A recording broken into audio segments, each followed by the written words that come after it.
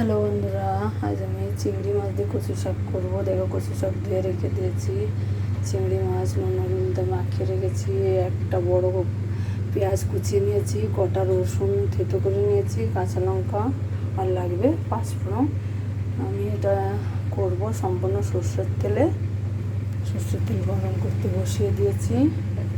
চিংড়ি মাছটা ভেজে নেব, হালকা করে ভেজে নেব।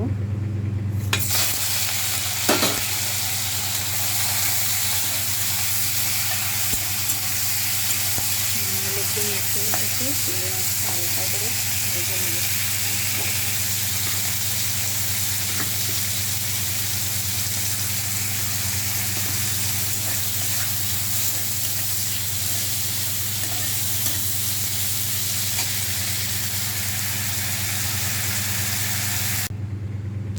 তেলটা গরম করতে বসিয়ে দিয়েছিলাম। চিংড়ি মাছ ভেজে তুলে সেই তেলেই তেলটা গরম করতে বসিয়ে দিয়েছি। এবার দিয়ে দেবো আমি পাঁচফোড়ন,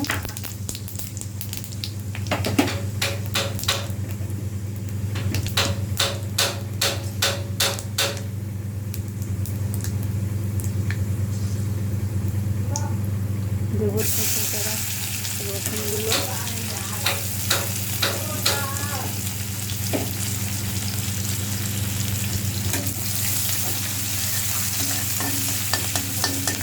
রসুনটা একটু নেড়ে ফেলে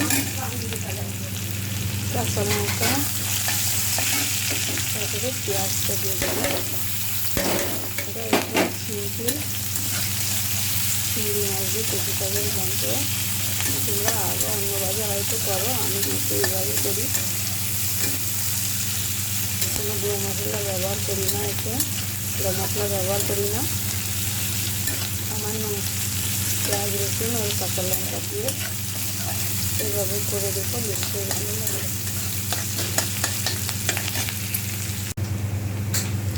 পেঁয়াজ রসুনটা এইভাবে লাল করে ভেজে নিয়েছি।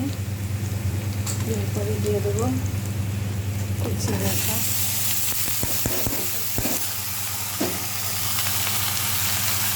খুব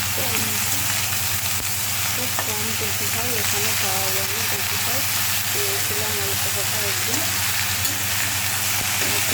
চিংড়ি মাছটা আমি কম করে নিয়েছি। তোমরাও যতগুলো শাক হবে সেই পরিমাণ মতো মাছটা নিতে পারো।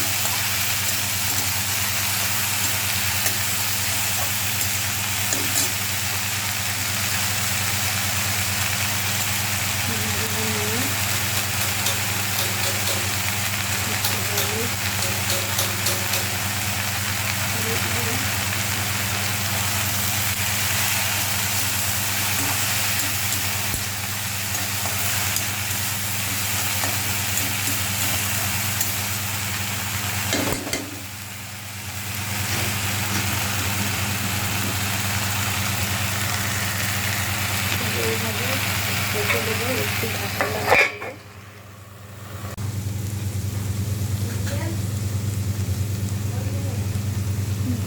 ঢেকে দিয়েছিলাম। এবারে সামান্য একটু জল দেবো, নইলে ভালো করে গলবে না, গলতে একটু সময় লাগবে। কচু শাকে কিন্তু জল গলে না, তাই নিজেদের থেকে একটু জল দিতে হয়।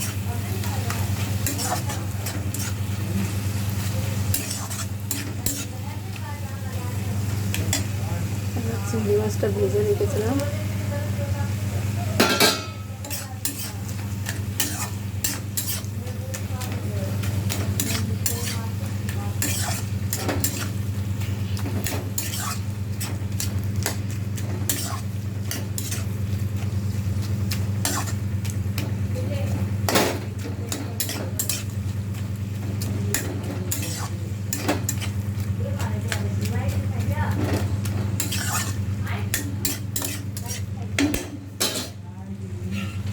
ঢেকে দেবো। 5 মিনিট ঢাকা লাগিয়ে রেখে দেবো।